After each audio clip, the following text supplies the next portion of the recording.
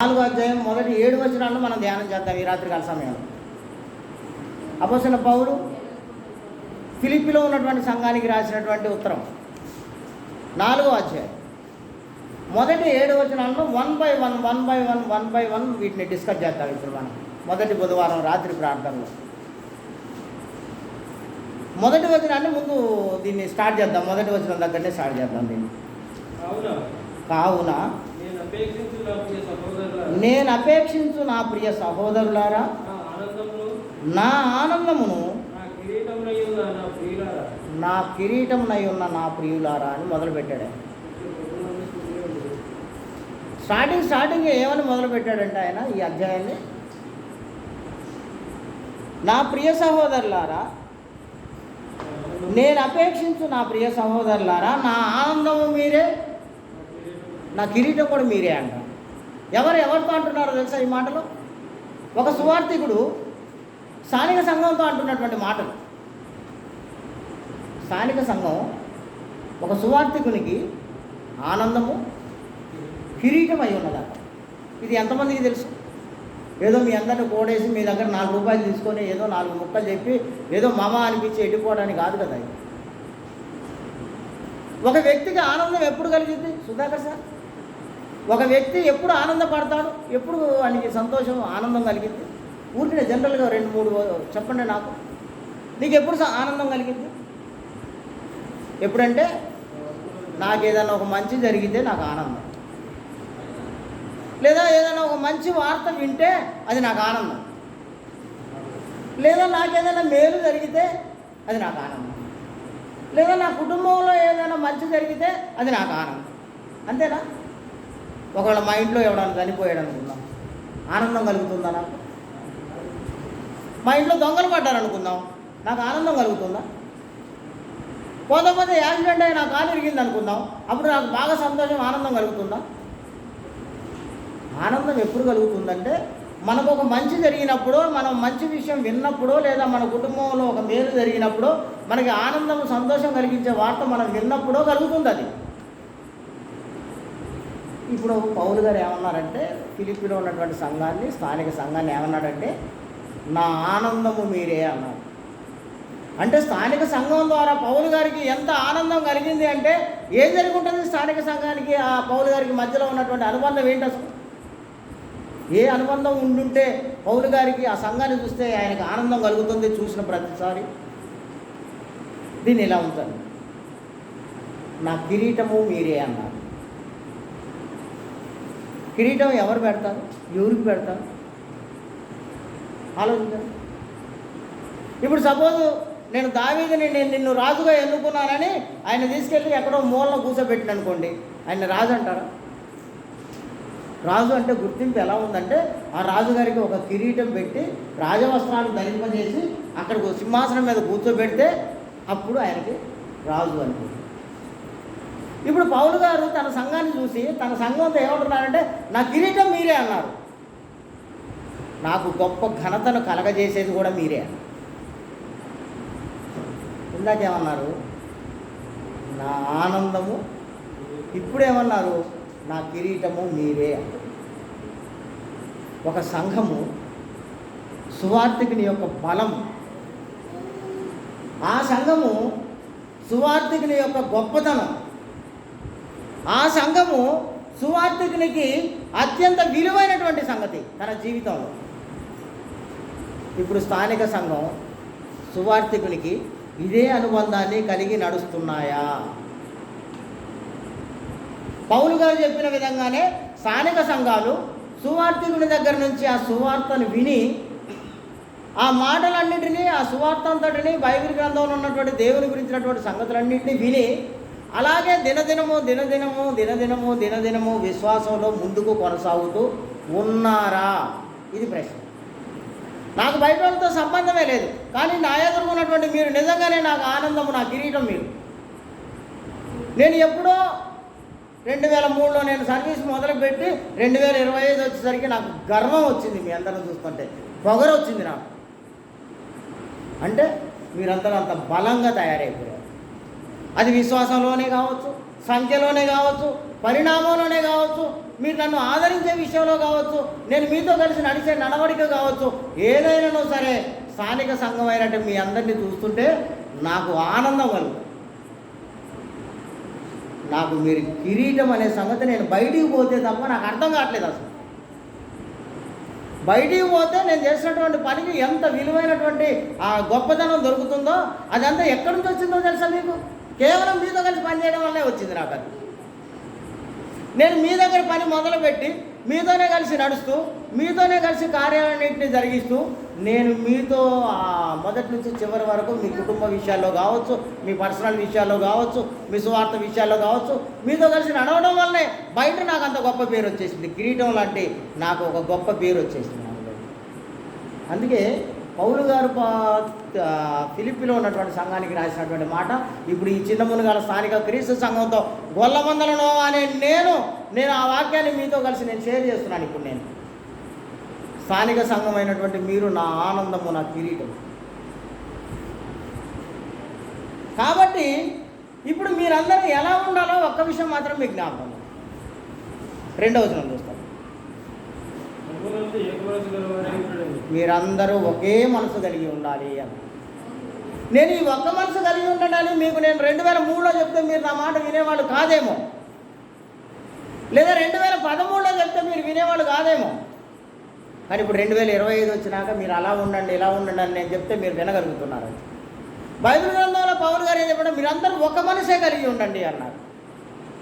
ఈ ఒక మనసు అనే మాటను మేము సాధించడానికి సత్యానందమయ్య గారికి చెప్పాలి. ఇప్పుడు నేను సత్యానందమయ్య గారు, మేము సత్యానందమయ్య గారి ఇంట్లో ప్రార్థన పెడుతున్నప్పుడు చెట్ల మీద మైక్ పెట్టేవారు. ఆ మైకు ఊరందరికీ వినపడేలాగా పైన పెట్టింది. ఇప్పుడు ఏమైంది, శారమ్మ వాళ్ళ ఇంట్లో ప్రార్థన మైక్ ఏడమోగింది, ఏడమోగింది శారమ్మ మీ ఇంట్లో ప్రార్థనకు. దావీదన్న వాళ్ళ ఇంట్లో ప్రార్థన మైక్ ఏడమోగింది. జిమ్మనే తెలిసి ఇవన్నీ జిమ్మనే వేయాలి కదా లైన్లన్నీ. మైక్ ఏడమోగింది. అప్పుడు జ్యోతి వాళ్ళ ఇంట్లో ప్రార్థన ఆ మూలకు మైక్ ఏడమోగింది. మళ్ళీ చెట్టు మీద. అంటే దీని అర్థం ఏంటంటే మనమందరం ఒకటి అనే భావన కోసం ఎక్కడ ప్రార్థన పెట్టినా మైక్ మాత్రం ఆడ చెప్పలేదు. నేను మనమందరం ఒకటి అనే భావన మీలో కలిగించడానికి అప్పటి నుంచి నేను ప్రయత్నం చేసుకోవచ్చు. ఇప్పుడు కూడా మీకు ఏం చెప్తున్నానంటే, నేను రేపు పొద్దున మీటింగ్లో మీరు పాటలు పాడాల్సి వస్తే మీరందరూ కలిసి ఏకకంఠంతో ఏక మనసుతో మీరందరూ వచ్చి ఇక్కడ ప్రాక్టీస్ చేయాల్సిందే అని చెప్తున్నాను మీకు. మీ అందరం మేమందరం ఒకటే, దేవుని కోసం మేమందరం మా ప్రాణాలు ఇవ్వడానికి రెడీగా ఉన్నామని ఒక ఏక మనసు ఏక భావన కలిగి మీరందరూ ఉండాలని అపోస్తలుడైన పౌలు గారు రాసినటువంటి సంఘటన ఇదే.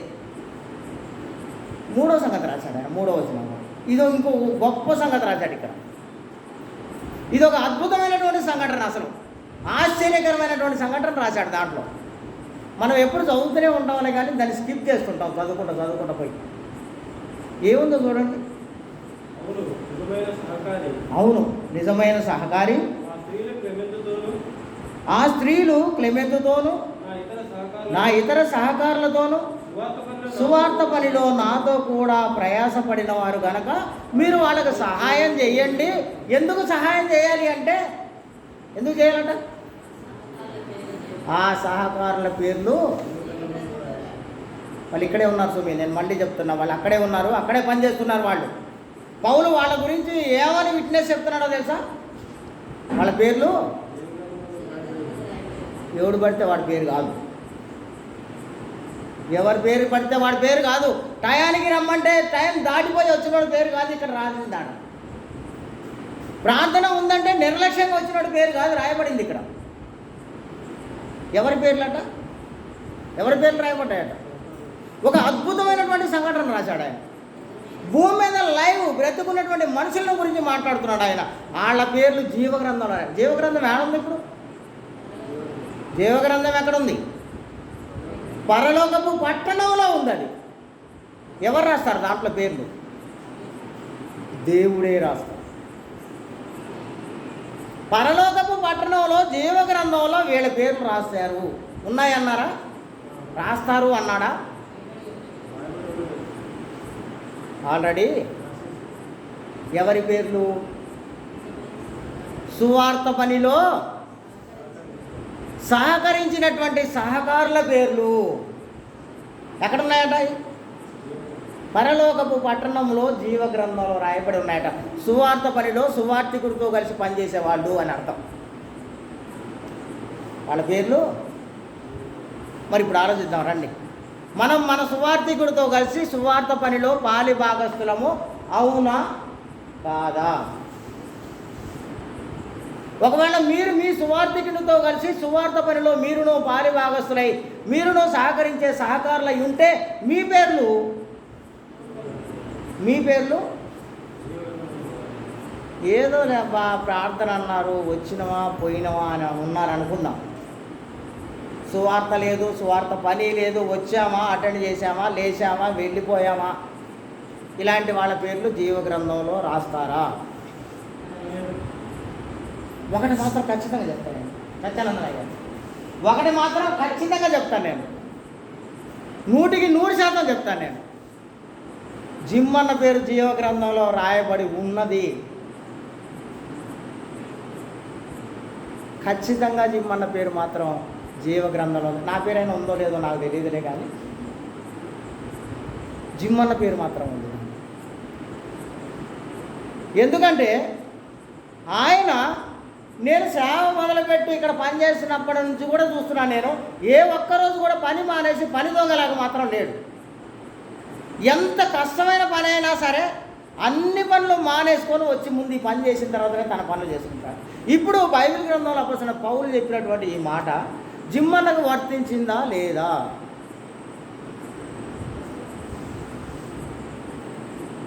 బాగా పొగుడుతున్నట్టుంది కదా జిమ్మన్నను.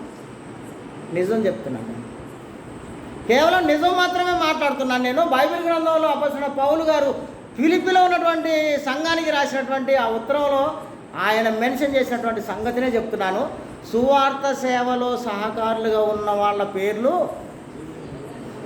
జీవ గ్రంథంలో రాయబడింది. ఇప్పుడు మన పేర్లన్నీ ఎక్కించుకోవాలా వద్దా? చేయని ప్రార్థన మొదలు పెట్టినాక ఎప్పుడో ఒకసారి వచ్చేసి ఏదో వచ్చేసాం, 4 రూపాయలు ఇచ్చాం, 4 ముక్కలు విన్నాం, 4 రూపాయలు ఇచ్చేసాం, మన పని మనం చేసుకోవడానికి వెళ్ళిపోయాం, మళ్ళా ప్రార్థన పెట్టినప్పుడు వచ్చాం. ఇలా ఉన్నటువంటి వాళ్ళందరూ తెలుసుకోవాల్సినటువంటి ఒక గొప్ప సత్యం ఏంటంటే, ఏమి చేయకుండా పోయినంత మాత్రాన మనం పరలోకమే వెళ్ళాం. అక్కడున్న జీవ గ్రంథంలో పేరు సంగతి తర్వాత, అక్కడ నీకు కిరీటం దొరకడం సంగతి పక్కన పెట్టు. అసలు పరలోకమే రాదు మనం. మరి మొక్కుబడి ప్రార్థనలు ఇంకా ఎంతకాలం? ఒక స్థానిక సంఘానికి సువార్థకునికి మధ్యలో ఉన్నటువంటి గొప్ప అనుబంధాన్ని గురించి నేను ఆలోచిస్తూ ఉన్నప్పుడు, ఆ స్థానిక సంఘం ఆ సువార్థకునికి ఆనందము కిరీటమై ఉన్నప్పుడు, ఆ స్థానిక సంఘంలో ఉన్న వాళ్ళందరూ ఏక మనసుతో ఏకాత్మతో ఏక తాత్పర్యంతో ఉండాలని బోధింపబడినప్పుడు, ఆ సంఘంలో సువార్థకునికి సహకారులుగా ఉన్నటువంటి వాళ్ళు జీవ గ్రంథంలో తమ పేర్లు రాసుకున్నారు అని పౌలు గారు చెప్పినప్పుడు, మనం అందరం ఒకసారి వెనక్కి తిరిగి మన గురించి మనం ఆలోచించాం. నేను అందుకే జిమ్మన్న ఎగ్జాంపుల్ తీసుకున్నాను, ఎందుకంటే నాకు పూర్తి స్థాయిలో దాని మీద నాకు మంచి అవగాహన ఉండడం వల్ల నేను ఇంత గట్టిగా చెప్పగలుగుతాను. నేను జిమ్మన్న పనిలో సహకారిగా ఉన్న వాళ్ళ పేర్లు జీవ గ్రంథంలో ఉంటాయని బైబిల్లో రాశారు కనుక, ఈ పనిలో మొదటి నుంచి ఉన్నాడు కనుక నేను అంత ధైర్యంగా చెప్పగలిగాను. ఆ సహోదరుని బట్టి నేను ఇంకో విషయం చెప్తాను. అంటే మేమందరం కాదా అంటే నాకు కూడా తెలియదు. నాకు తెలిసి జిమ్మన్నే కనపడ్డాడు నాకు. మిగతా వాళ్ళు కాదా అంటే నాకు కూడా తెలియదు. అది మీకు తెలియాలి, మీ మనస్సాక్షికి తెలియాలి, మీలో ఉన్నటువంటి మీ ఆత్మకు తెలియాలి. నేను కూడా సువార్త సేవలో నా సువార్థికుడితో కలిసి నేను సువార్త కార్యక్రమాల్ని సేవా కార్యక్రమాల్ని ఆయనకు సహకారిగా ఉండి నడుపుతున్నానా లేదు. అది ఆడపిల్లలు కావచ్చు, మగపిల్లలు కావచ్చు, చదువుకున్నవాడు కావచ్చు, చదువు లేనివాడు కావచ్చు, ఉన్నవాడు కావచ్చు, బేదవాడు కావచ్చు, అతడు నల్లవాడు కావచ్చు, తెల్లవాడు కావచ్చు, ఎర్రవాడు కావచ్చు, ఎవరైనానో సరే సువార్థికునితో కలిసి సేవా కార్యక్రమాల్లో సహాయకారిగా ఉన్నాడా లేడా? ఒకవేళ ఉంటే పరలోకంలో ఉన్నటువంటి జీవ గ్రంథంలో నీ పేరు ఉన్నట్లే.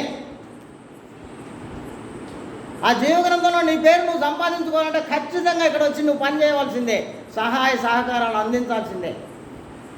అలా అందించితేనే నీ పేరు.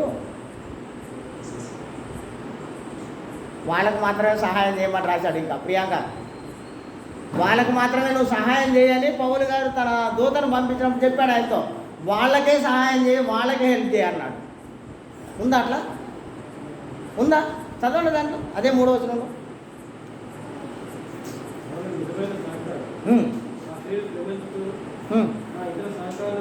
నా ఇతర సహకారులతోనూ సువార్త పనిలో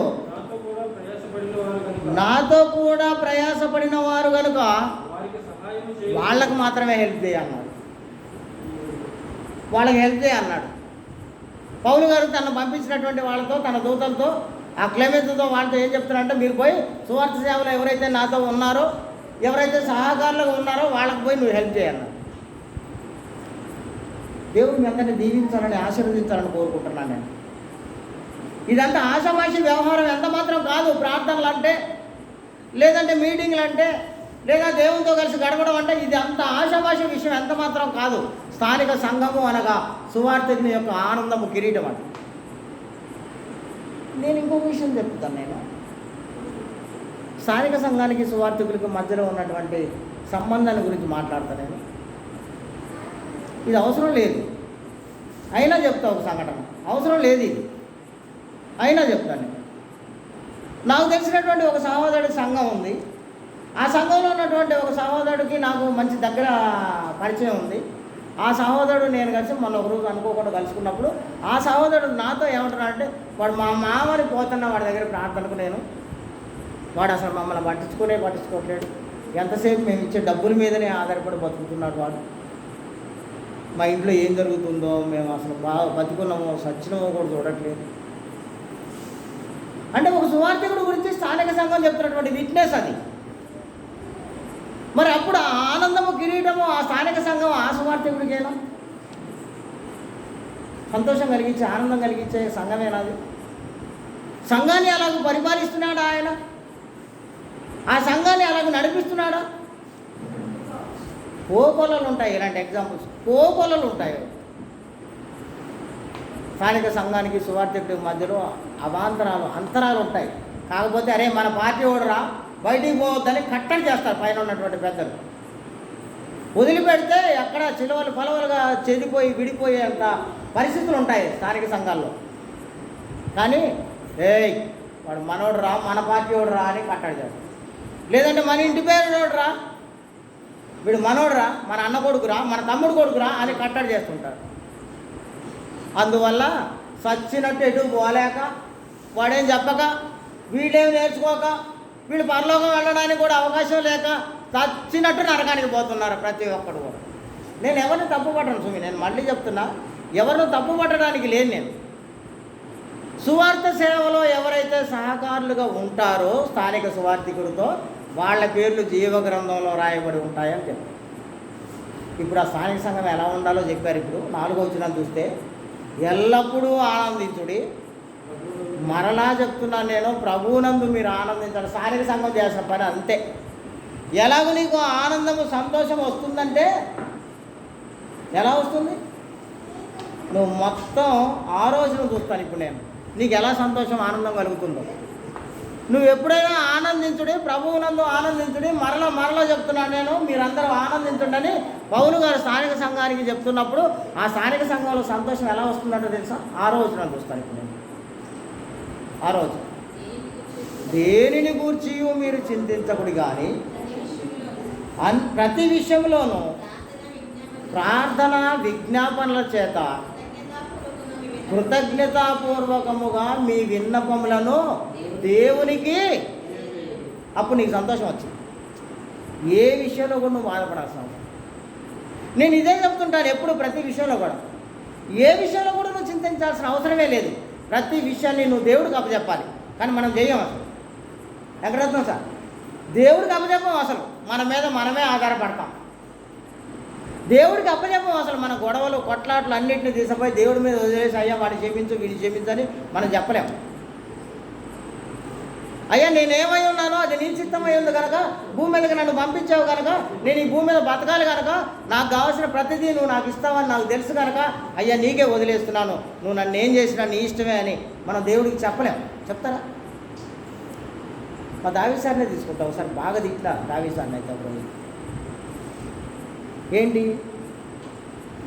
ఒక పరీక్ష ఉందని ప్రార్థన మానేసి పరీక్షకు పోయారు ఆయన. తర్వాత మళ్ళీ నేను మీకు అన్నీ చెప్పిన తర్వాత మళ్ళీ ముందు వచ్చి వైరాల్లో ప్రార్థన అటెండ్ చేసి పోయారు. అది వేరే విషయం. ఆ రోజు నేను అడిగాను, నువ్వు ప్రార్థన మానేసి పోతే నీకు ఉద్యోగం వచ్చిద్దా అని అడిగాను. నేను మనసుకు కష్టమే అది. ఆ మాట ఖచ్చితంగా మనసుని గాయపరిచింది. అది చూసారా, అయ్యగారు శాపనార్థాలు పెడుతుంటూ నాకు ఉద్యోగం రాకుండా అనుకుంటాను. అయ్యగారు ఆశీర్వచనాలు పలకాలి కానీ ఆ శాపం మాటలు మాట్లాడతాడా అని అంటాడు. కానీ నేనేమి ఆశీర్వాదాలు పెట్టేటోని కాదు, శాపాలు పెట్టేటోని కాదు. అంత శక్తి నాకేం దేవుడు ఇవ్వలేదు. అసలు నేను చెప్తే అయిద్దా? నేను చెప్తే కాకుండా పోయిద్దా? బైబిల్లో ఏముందో అది చెప్పినండి. నాకంటే ఎక్కువగా నువ్వు ఎవరిని ప్రేమించొద్దని యేసుప్రభు చెప్పిన మాటలు చెప్పాను నేను. అంతే.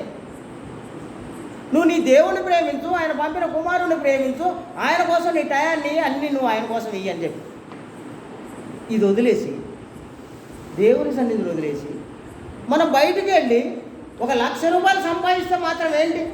అది చిల్లి సంచిలో వేసినట్లే. దేవుని వదిలేసి, దేవుని కార్యాన్ని వదిలేసి, దేవుని సన్నిధిని వదిలేసి మనం వెళ్ళి బయట పడుకొని నిద్రపోయినా నీకు మంచి నిద్ర రాదు అసలు. మళ్ళీ ఇప్పుడు నేను చెప్తే నేనేదో మనం శాపనార్థాలు పెట్టినట్టు అనుకుంటాను. ఉట్టిదే. నా దగ్గరే ఉంది అంత శక్తి ఉందని. ఏం ప్రియాంక, నా దగ్గర శక్తి ఉందా? ఒకవేళ నా దగ్గరే శక్తి ఉంటే ఇప్పుడు ఈ రాత్రికే దావీ సార్ ఉద్యోగస్తుడు అయిపోవాలంటాను నేను. అవుతాడా?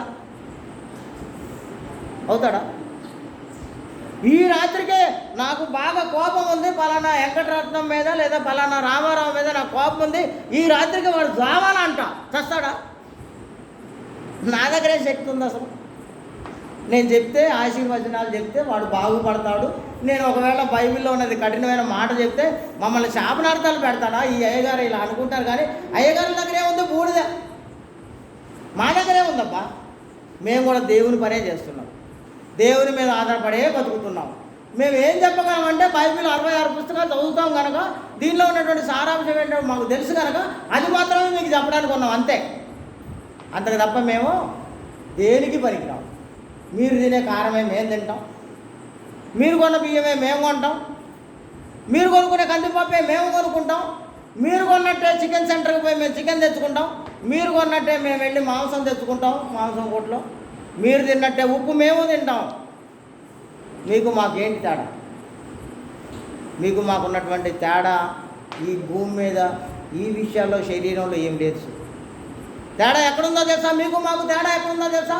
మీరు కేవలం వినేవారిగానే ఉంటున్నారు, అది చెప్పడానికి మేము ఉన్నాం. ఇది దేవుడు మాకు ఇచ్చిన గొప్ప ఆధిక్యత.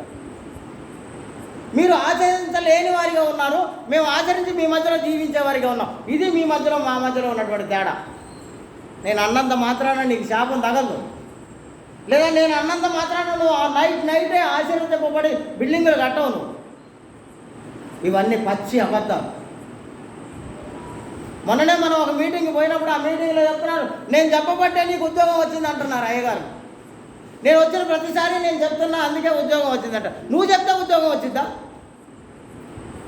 నువ్వు చెప్తే దేవుడు ఆ వ్యక్తి ద్వారా ఒక నిత్య సంకల్పాన్ని కలిగి ఒక ప్రణాళిక కలిగి ఉంటేనే ఆ వ్యక్తికి దేవుడు ఉద్యోగం ఇస్తేనే వస్తుంది. నాలంటాడు పోయి ఏం పర్లేదురా నువ్వు అని, నేను చదవకుండా ఇంట్లో పండుకో ముడుచుకొని పండుకో నీకు ఉద్యోగం వచ్చిందని నేను చెప్తే వస్తుందా? నువ్వు కష్టపడి చదవాలి, నీ దేవుని కృప నీ ఎడలో ఉండాలి, అప్పుడు వస్తుంది నీకు ఉద్యోగం. నాలంటాడు చెప్తే రాదు. దేవుడు మీ అందరినీ దీవించి ఆశీర్వదించుగా. మీ అందరికీ నేను ఇంకొక విషయాన్ని చెప్తాను. నేను మీకు 5వ వచనాన్ని ముగించేద్దాం. మనం ఇప్పుడు 5వ వచనం దగ్గర ముగించేద్దాం. మీ సహనమును సకల జనులకు తెలియనీయజేయుడి, ప్రభువు సమీపంగా ఉన్నాడు. మీ సహనమును, దాని మీద 2 అనే ఒక అంకె ఉంది చూడండి. కింద ఫుట్నోట్లో ఏముంది దాని అర్థం? మీ మృదుత్వమును. మీ మృదువైనటువంటి మీ ప్రవర్తనను, మీ మంచితనాన్ని. ఇంకా ఇక్కడ నేను చూస్తే ఈ బైబిల్లో ఏముందంటే ఇక్కడ దాని కింద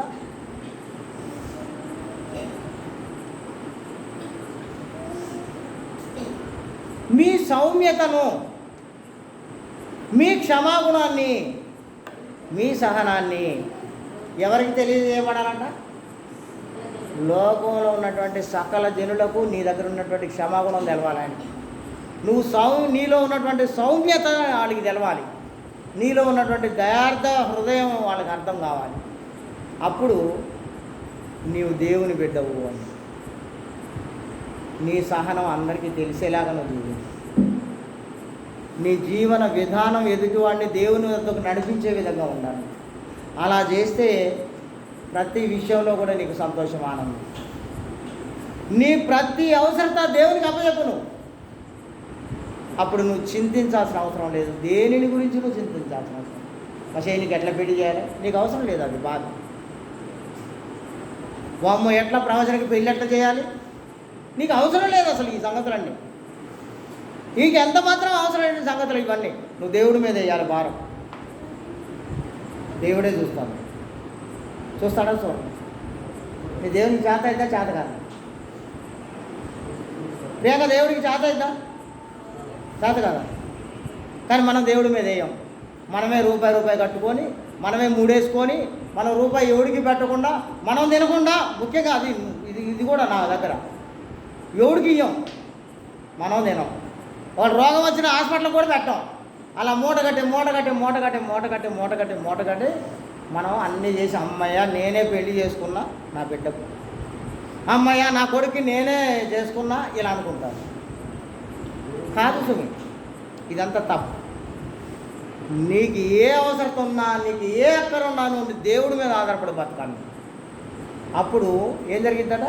లాస్ట్ వచనం, అప్పుడు సమస్త జ్ఞానమునకు మించిన దేవుని సమాధానము యేసుక్రీస్తు వలన మీ హృదయములకును మీ తలంపులకును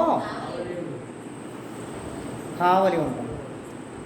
నిన్ను కావలి కాస్తా. ఏంటో తెలుసా? నీ హృదయ తలంపులకు, మీ ఆలోచనలకు యేసుక్రీస్తు ద్వారా మీ అందరికీ కావలి ఉంటుంది. రండి ఆలోచించండి. ఇప్పుడు ఇక స్థానిక సంఘాలు ఇలా గట్టిగా బలంగా ఉండగలిగితే ఆ స్థానిక సంఘాలన్నీ కూడా సువార్థికునికి ఆనందము, కిరీటం. ఎప్పుడు వాళ్ళ పేర్లు జీవగ్రంథంలో, సంఘంలో ఉన్నటువంటి వాళ్ళ పేర్లన్నీ జీవగ్రంథంలో ఎప్పుడు రాయబడి ఉంటాయంటే సువార్థికునితో కలిసి సువార్త పనిలో ముందు కొనసాగినప్పుడు. అంతే. నాకేం పట్టలేదయ్యా, నేను వచ్చానా, 4 రూపాయలు వేసానా, 4 మాటలు విన్నానా, వెళ్ళిపోయానా, నా పని అయిపోయింది, మళ్ళీ తిరిగి వారానికి వచ్చానా, ఇది కాదు అసలు నీ పని. ఇది నీ పని అంత మాత్రం. అట్లని చెప్పి న్యాయమ్మడి పడి తిరగమనా? ఏరా కారణం? నేను న్యాయమ్మడి పడి తిరగండి అన్న మీరందరూ. నేను పోయినట్టు అటు బేదరకు అటు ఇటు రామ్మని అర్థం. దాని అర్థం ఏంటది? సంఘంలో ఉన్నటువంటి అవసరతల్లోనూ, సంఘ కార్యక్రమాల్లోనూ, సంఘంలో ఈరోజు విన్నటువంటి మాటను అనేకులకు చేరవేసే విషయంలోనూ స్థానిక సంఘం బలంగా ఉండాలి. అది మీ పని. మీ దగ్గర ఉన్నటువంటి ధనములో, మీ దగ్గర ఉన్నటువంటి సమయంలో, మీ తెలివితేటల్లో, మీ జ్ఞానంలో సంఘానికి ఉపయోగపడే విధంగా మీరు ముందుకు నడవటం, ఇదే సహాయకారిగా ఉండటం సువార్థికునికి. మన కష్టాన్ని, మన శ్రమని, నేను మళ్ళీ మీరందరూ చాలా గ్రేట్ అసలు. మీరందరూ చాలా గ్రేట్ అసలు. ఇంకా మేము ఫస్ట్లో ప్రార్థన పెట్టాలంటే మేము తుడుచుకొని ప్రార్థనలు పెట్టేవాళ్ళం. దీని గురించి నేను ఆలోచించి అందరినీ, సంఘాన్ని దీంట్లో పాలిభాగస్తులను చేయాలంటే వాళ్ళందరితో నేను మాట్లాడాలి, వాళ్ళందరినీ దీంట్లో పాలిభాగస్తులు చేయాల్సిందే అని అనుకొని ఎప్పుడైతే అక్కడ చర్చి బిల్డింగ్ కట్టామో చిన్నది జిమ్మన్నోళ్ళ ఇంటి పక్కన, అప్పుడు మొదలుపెట్టిన పని. ఎందుకంటే అంతకుముందు సత్యానందమయ్య గారి ఇంట్లో జరిగేది ప్రార్థన, లేదంటే జిమ్మన్నోళ్ళ ఇంట్లో లాస్ట్లో కొద్ది రోజులు జిమ్మన్నోళ్ళ ఇంట్లో జరిగింది ప్రార్థన. మరి వాళ్ళ ఇల్లు కడగమంటే ఎవరు కడుగుతారు? కాబట్టి నేనేం చేసినంటే అక్కడ ఎప్పుడైతే వేసామో, అదే ఆ చిన్నది షెడ్ వేసామో, అప్పుడు పని మొదలుపెట్టిన, వారానికి ఒకరికి కడగాల్సిందే అని. అలా పెట్టి కొద్ది రోజుల తర్వాత ఏం చేసినంటే ఎవడు కడిగితే వాడు మాకు భోజనం పెట్టాల్సిందే అన్న. ఏం మాకు భోజనం లేదా ఏంటి? లేకపోతే మాకు భోజనం లేదా? మీ ఇళ్ళకి వచ్చి తినకపోతే? లేదా దేవుడు నాకు ఇయ్యలేదా భోజనాన్ని? అది కాదు. కొన్ని మీరు కడగపోతే మేము కడుక్కోలేమా? తుడుచుకోలేమా? జిమ్మన్న లేడా? మాకు సత్యన్న లేడా? నేను లేనా? ఇప్పుడు కొత్తగా దామిసాన్ని తయారు చేసినాం, మేము లేవా కడుక్కోవడానికి, తుడుచుకోవడానికి? ఎందుకు ఫ్యామిలీలన్నీ వారానికి ఒకళ్ళు తోడవాలి, కడగాలి? ఇలా మీ అందరినీ దీంట్లో సేవలో పాలి భాగస్థులను చేస్తే ఇప్పుడు ఊరందరూ చర్చి బిల్డింగ్లు కడుక్కుంటున్నారు. ఊర్లో ఉన్నటువంటి చర్చి బిల్డింగ్లు అన్నీ కడుగుతున్నారు వారానికి వంతులు వేసుకొని. మిమ్మల్ని చూసి, మిమ్మల్ని బట్టి, స్థానిక సంఘం నడుస్తున్నటువంటి విధానాన్ని బట్టి అందరిలో మార్పు వచ్చేసింది. ఇది కావాలని కోరుకుంటున్నారు దేవుడు. దేవుడు మీ అందరినీ దీవించి ఆశీర్వదించున్నాను. మళ్ళీ చెప్తున్నాను నేను, మళ్ళీ చెప్తున్నాను నేను, నా గుండెల్లోంచి చెప్తున్నాను నేను, మీరందరూ నా ఆనందం, మీ అందరూ నా కిరీటం. మీరందరూ ఏక మనసు కలిగి ఉండండి. ఇంకా దీన్ని సాధించండి. మీరందరూ ఏక మనసు కలిగి ఉండడానికి ఇంకనూ సాధించండి. శత్రువును కూడా క్షమించేంత గొప్ప గుణాన్ని మీరందరూ కలిగి ఉండండి. ప్రేమిస్తే ఏం పోతుంది? ఏం పోతుంది? చెప్పాలా? నేను అద్భుతమైనటువంటి సినిమా డైలాగులు కూడా చెప్తాను నేను. మళ్ళా వాడు తిరిగి ప్రేమిస్తాడు. అంతకుపోతే ఏముంది నీకు? వాడికి నీకు పంచాయతీ పెట్టుకొని గొడవలు పెట్టుకుంటే నీకు ఈ దేవుడు ఇచ్చినటువంటి ఆయుష్కాలంలో ఉన్నటువంటి 60-70 సంవత్సరాల జీవితంలో 30-40 సంవత్సరాలు నువ్వు వాడితో గొడవపడా, వీడితో గొడవపడా, వాడితో పంచాయతీ పడా, వీడితో పంచాయతీ పడా, నీకు పరలోకం వద్దా? నీకు పరలోకమే వద్దా? నీ సొంత స్వార్థం కోసం, నీ మనసులో ఉన్నటువంటి ఆ ఈగోని సాటిస్ఫై చేసుకోవడం కోసం నువ్వు వాడికి వీడి అందరితో సర్దుబాటు లేకుండా జీవించుకో. అదే నా దేవుడు కోరుకున్నారు. ఏక మనసు కలిగి ఉండమన్నారు. అంత మాత్రమే కాకుండా మీ అందరిని గురించి ఏం చెప్పాడంటే ఆయన, మీ అందరూ ఎల్లప్పుడూ సంతోషంగా ఉండండి, ఆనందంగా ఉండండి, మీ సహనాన్ని అందరికీ తెలిసేలాగా చేయండి అన్నారు. రండి మనం అందరం కలిసి ముందుకు పోదాం. అలాగే స్థానిక సంఘంలో ఉన్నటువంటి సభ్యులందరినీ ప్రేమతో హెచ్చరిస్తున్నాను నేను. రండి అందరం కలిసి అలా నడుద్దాం. ఇప్పుడు సంఘం అనగా ఆషామాషి విషయం ఎంత మాత్రం కాదు. పరిశుద్ధుల గుంపు, దేవుని సొత్తైన ప్రజలు, రాజులైన యాజక సమూహం, దేవుని గుణగణాలను ప్రదర్శించి ప్రకాశింపజేసి ప్రకటించే సంఘం. అది చీకటిలో నుండి ఆశ్చర్యకరమైనటువంటి వెలుగులోనికి పిలువబడినటువంటి సమూహం సంఘం అంటే. ఈ విషయాలన్నీ తెలియక మనం ఇంటి పేరు వాళ్ళందరం ఒక సంఘం రా, మన కులం పేరు వాళ్ళందరం ఒక సంఘం రా, మన ఊరు వాళ్ళందరం ఒక సంఘం రా, ఇలా అనుకోవడం వల్ల ఏం జరిగిందంటే సంఘానికి విలువ లేకుండా చేస్తున్నారు వాళ్ళు. కానీ సంఘం అంటే అది కాదు. సంఘం అనగా దేవుని సొత్తైన ప్రజలు, యేసుక్రీస్తు రక్తంలో కడగబడినటువంటి ప్రజల సమూహం, విలువ పెట్టి కొనబడినటువంటి వారు సంఘం అనగా. అలాంటి మీరందరూ ఏకభావం, ఏక మనసు కలిగి ఉండాలి. మీరు మీ సహనాన్ని అందరికీ తెలియజేసే విధంగా ఉండాలి. మీరు మీ స్థానిక సువార్థికుడితో కలిసి సువార్త పనిలో ముందుకు వెళ్ళి మీ పేర్లు జీవగ్రంథంలో రాయించుకునే వారిగా మీరందరూ ఉండాలి. దేవుడికి అందరినీ దీవించి ఆశీర్వదించున్నారు. మీ అందరికి ప్రత్యేకంగా వందనాలు తెలియజేస్తూ మనందరం అలాగే ఉండాలని, అలా ఉండడం ద్వారా మాత్రమే ఇవన్నీ మనకు సాధ్యమని, మన పరలోకంలో మన పేర్లు జీవగ్రంథంలో రాయించుకునే వారిగా మనం అందరం ఉండాలని నేను మీ అందరినీ ప్రేమతో హెచ్చరిస్తూ, నన్ను నేను హెచ్చరించుకుంటూ ఈ అవకాశం ఇచ్చినందుకు మీ అందరికీ ప్రత్యేకంగా వందనాలు తెలియజేస్తూ ముగిస్తున్నాను. ఆమె థ్యాంక్ యూ. మీ అందరూ